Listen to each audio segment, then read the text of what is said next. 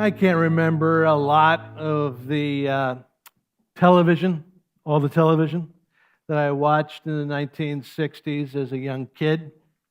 But one show did make a big impression on me, and it was the 1960s black and white TV show called The Twilight Zone. And each Twilight Zone episode was its own little short story, and a lot of these stories contained a thought-provoking message. I remember one Twilight episode that featured a character named Rocky Valentine, and he was a ruthless criminal. And we come in the middle of an armed robbery that Rocky is involved in.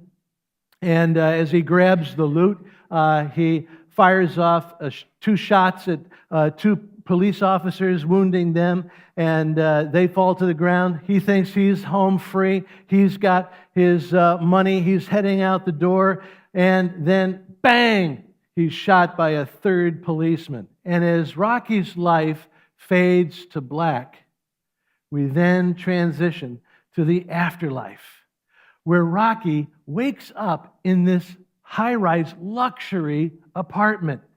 And Rocky says, "This is the pad I always dreamed of." And as this luxury apartment fades into view, we see that Rocky is greeted by a guy who we later find out is an angel who is there to grant Rocky's every wish. And Rocky is fully aware that he is a murderer and a crook, and he can't believe how lucky he is that he gets into heaven. And Rocky says, "I'm in heaven. I can have anything I want." And so with greed, he starts listing off his desires. And sure enough, this angel gets him everything that he wants. His favorite foods, they're brought to him on a silver platter. He asks for valuable possessions, and they all appear. Rocky is a gambler. And sure enough, in this luxury apartment, there's a huge casino table just for him. And every time Rocky bets, Rocky wins. However, as time goes by, it's the same thing day after day. We see this montage of how day after day, every day, Rocky gets his favorite food. Every day, Rocky bets and Rocky wins. Every day, Rocky gets all the poker chips and all the money. He always wins. He never loses. He doesn't even need to try. Rocky can't lose, and Rocky can't stand it. He's miserable. His pleasures are not bringing him pleasure. His life of leisure becomes a deathly bore. So Rocky asks the angel if he could just have a little bit of work.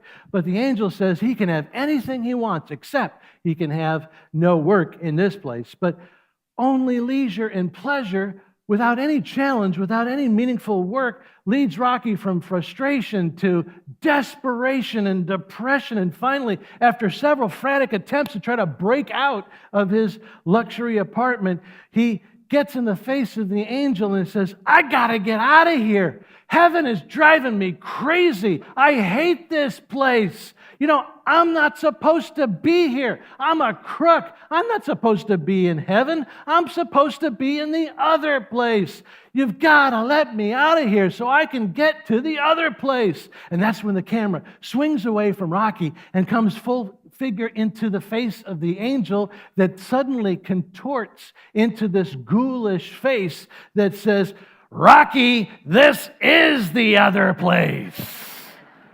Boom. Right? It's this dramatic moment. But of course, since this is the 1960s black and white TV era, that means that right after a dramatic scene like this, you get a goofy commercial, like Mr. Whipple the grocer, scolding his customers for squeezing the squeezably soft Charmin bathroom tissue, where Mr. Whipple always says, "Don't squeeze the Charmin." And it kind of kills the mood. It kind of kills the serious atmosphere. But even as a dumb kid, I got the message. This episode of Rocky Valentine illustrates at least 2 truths from the Twilight Zone. Rocky's experience portrays the truth that, one, contrary to our twisted assumptions, the secular consumer mindset is so unsatisfying and so boring that it becomes a kind of prison. And 2, The true heaven that we are created for includes involvement in greater, more meaningful activities than just trivial pleasures. Of course, much deeper than a Twilight Zone episode, Jesus taught these very truths much earlier and infinitely better. Today, we're going to study what Jesus taught through a story, a parable, in the Gospel of Matthew chapter 25. And if you follow along with what Jesus teaches, it will lead you somewhere totally different than where the culture leads you. If you follow Jesus, he will lead you to a heaven, both in this world and the next. But if you believe our culture, you'll end up some other place. You'll follow your selfish desires and end up with nothing that you want. You'll end up with maybe a full bank account or an armload full of possessions and a life that is empty. But if you follow Jesus, you'll find a good life that is truly good. You'll possess a purpose that possessions cannot give. You'll end up with God's approval and rewards of joy and happiness that last forever. Because in Jesus, you are destined for great things. So let's study what Jesus taught about your God-given destiny through a powerful story Jesus tells in Matthew 25, beginning at verse 14. A man going on a journey called his servants and entrusted his wealth to them. To one he gave 5 bags of gold, to another 2 bags, to another 1 bag, each according to his ability. Then he went on his journey. The man who had received 5 bags of gold went at once and put his money to work and gained 5 bags more. So also the one with 2 bags of gold gained 2 more. But the man who had received 1 bag went off, dug a hole in the ground, and hid his master's money. After a long time, the master of those servants returned and settled accounts with them. The man who had received 5 bags of gold brought the other 5. Master, he said, you entrusted me with 5 bags of gold. See, I have gained 5 more. His master replied, well done, good and faithful servant. You have been faithful with little things. I will now put you in charge of great things. Come and share your master's happiness. The man with 2 bags of gold also came. Master, he said, you entrusted me with 2 bags of gold. See, I have gained 2 more. His master replied, well done, good and faithful servant. You have been faithful with little things. I will put you in charge of great things. Come and share your master's happiness. Then the man who had received 1 bag of gold came. Master, he said, I knew that you are a hard man, harvesting where you have not sown and gathering where you have not scattered seed. So I was afraid. And I went out and hid your gold in the ground. See, here is what belongs to you. And his master replied, you wicked, lazy servant. So you knew that I harvest where I have not sown and gather where I have not scattered seed? Well, then you should have put my money on deposit with the bankers so that when I returned, I would have received it back with interest. So take the bag of gold from him, give it to the one who has 10 bags, and throw this worthless servant outside into the darkness where there is weeping and gnashing of teeth. It's a powerful parable. And Jesus explains that there are people who fulfill their God-given destiny and then share their master's happiness. But there are also people who fail to fulfill their destiny and end up in the most bitter kind of regret. So which person are you? Are you someone who is investing your time, your energy, your abilities, your resources into God-given destiny and purpose? Or are you more like Rocky Valentine, trapped in a meaningless montage of pointless pleasure-seeking? In this parable, Jesus declares that I am destined for great things. And as I've reflected on this, I've seen how Jesus' teaching can be kind of put into an ABC application. Because Jesus' message is that I am destined for great things as I, accept my responsibility. The parable begins with the master giving each person a defined weight of responsibility. 5 bags, 2 bags, 1 bag of gold. Maybe in your Bible it says 5 talents and 2 talents and 1 talent, because talent was an ancient weight of a measure of weight, just like an ounce or a pound. The master gives each a weight of responsibility. It is not the same for everyone. We're all given different weights of responsibility, but we all have the same personal responsibility to use what we have been given with the master in mind. God gives me unique gifts and abilities and experiences and knowledge and relationships and financial resources, and today is a holy moment.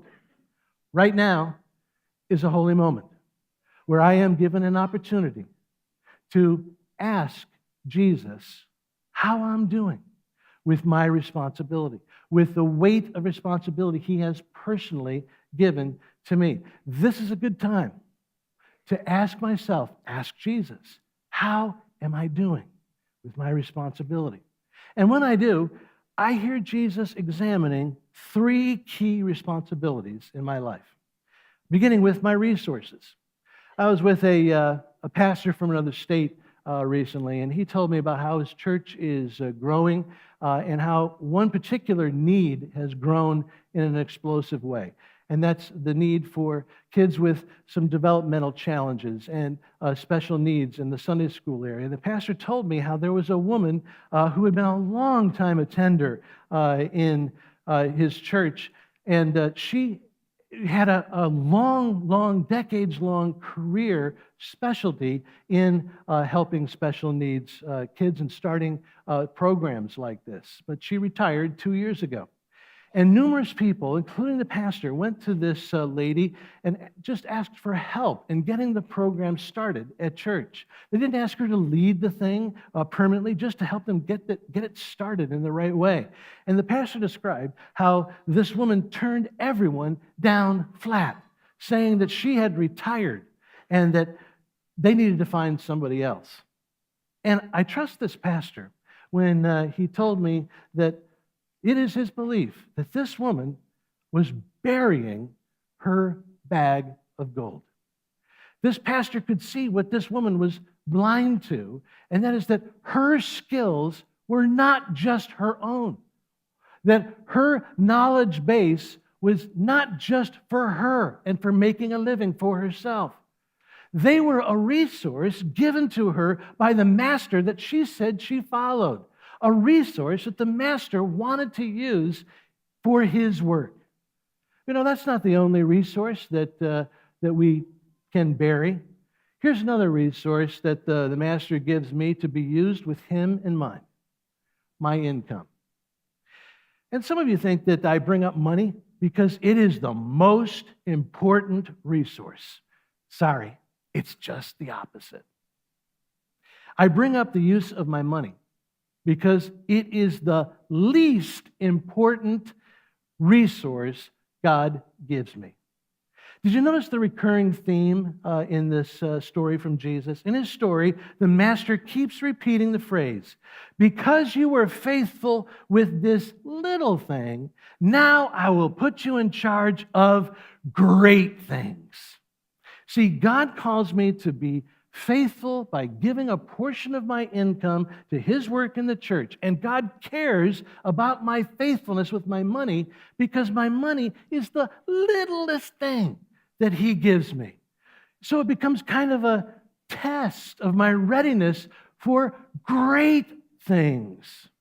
Faithfulness with my money is just a gateway opening to my destiny for greater things, of greater impact, like in my relationships. In God's eyes, there is nothing more valuable than my relationships.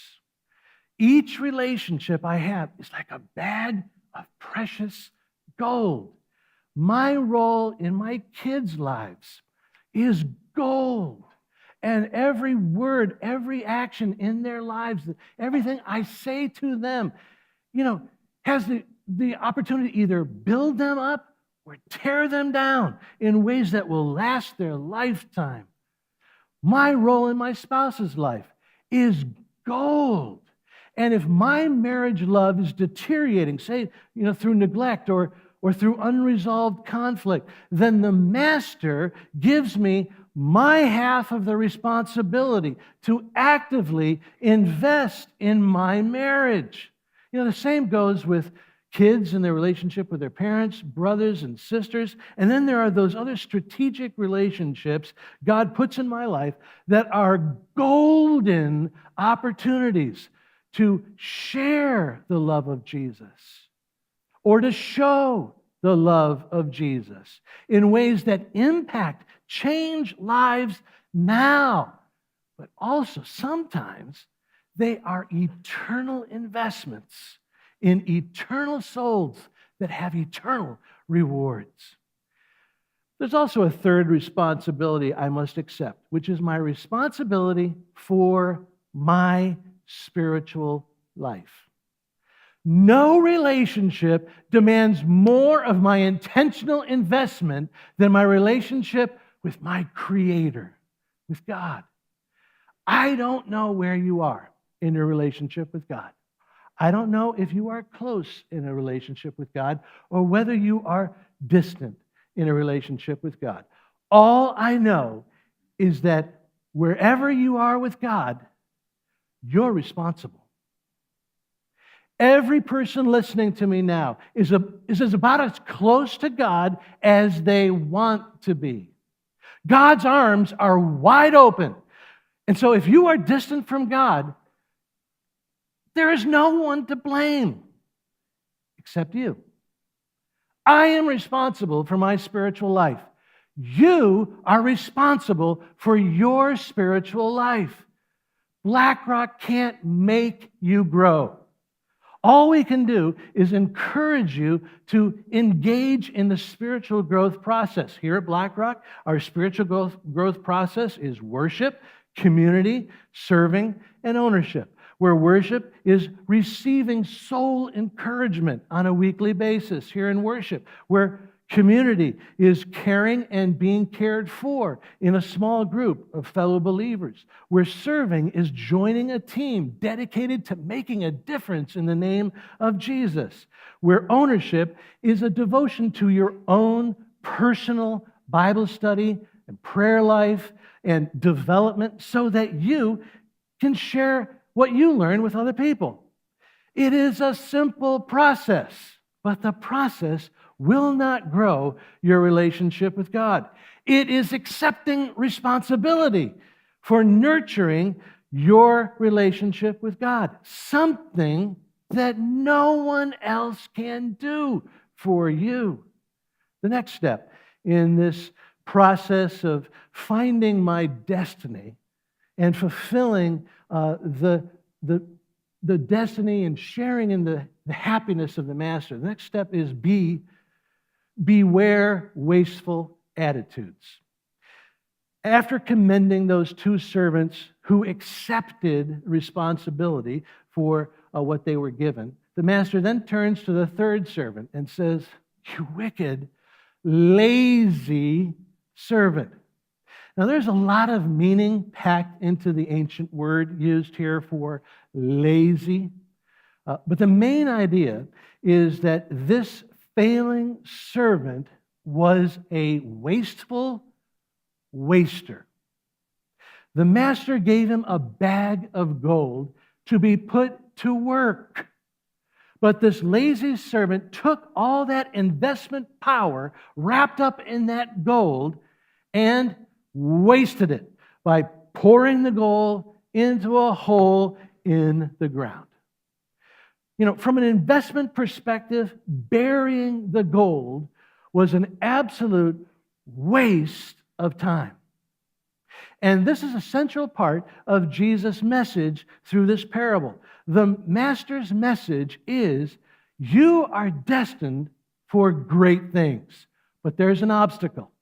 And the biggest obstacle to your destiny is your temptation to waste time.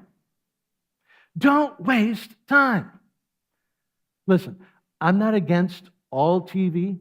I even watch shows in color. now. And so I'm not against all media, but studies say, and this is a conservative estimate, that conservatively, those of us here spend an average of over 30 hours a week watching sports, news, and entertainment on our screens. Right now, I'm not making any judgments about the content of the entertainment that you watch. I'm not saying that the shows you watch are poisoning your soul or polluting your mind. Right now, I'm just asking to think about whether maybe some of your 30 hours a week might be a waste of time. And the reason this is so important to ask, the reason this is so important for you to ask yourself is because of this. Do you know what is the most common rationale that people give for why they cannot pursue greater things in their lives? Do you know why people say that they can't have a meaningful relationship with their family members? Why they can't pray? Why they can't read the Bible? Why they can't be in a community group? Why they can't mentor or serve or develop lasting friendships? Why they can't get to church on every Sunday? It's because they don't have enough time. And do you know why we don't have enough time? Well, maybe it's because we're spending over 30 hours a week watching tablets and phones and screens. Beware wasting precious time, because you are destined for something so much greater. And by all means, make time to be here on Sunday. Make time to be in worship. I'll make you a deal. If you make time to come to church on Sunday mornings, then I will make time during the week to prepare long, very long sermons. Because like Mr. Whipple, my motto is, don't squeeze the sermon. The Sherman. All right, so let's go on now to the final point, number C of our destiny, where C is choose faithfulness over fear. Do you notice the lazy servant's reason for wasting his life? The servant's reason was, I was afraid. I was afraid, so I went out and I hid your gold in the ground. He was afraid. And fear led him to dig a hole and bury what the master had given him for greater things. The servant played it safe and lost it all. And today, Jesus is begging you to stop playing it safe in life. Jesus is begging you to take a risk. Take the risk, because you can't fulfill your God-given destiny when you are held back by fear. You know, I read an interesting book recently that details the research of studies that demonstrate that the regret that people take to their graves is not what you would think. We all think that the regret that people take at the end of life to their grave is things that they did, that they're ashamed of. Not true. Research demonstrates that the regret that people take to their graves is over what they did not do in life. They regret that they did not spend time with certain loved ones. They regret that they did not say that loving word. They regret that they did not invest in greater things, that they did not take the risk because they were held up and held back by fear. Studies show that at the end of life, people wish that they had taken more risks in life. And this is exactly what Jesus is shouting to you through this parable. Jesus calls you to choose faithfulness over fear. He calls you to take the risk and invest all the gold He gives you with greater things in store. Reach out to that new neighbor. Invite a friend here to church. Mentor a young believer. Stand next to the kid who gets bullied at school. Talk about Jesus with your business contact. Be the Good Samaritan who gets involved and makes a lasting impact in someone by just helping and reaching out. Take the risk of faithfulness because it is your destiny in Jesus to do great things. Rocky Valentine pursued selfish desires, but he didn't get happiness. He got trapped in the prison of his own pleasure-seeking.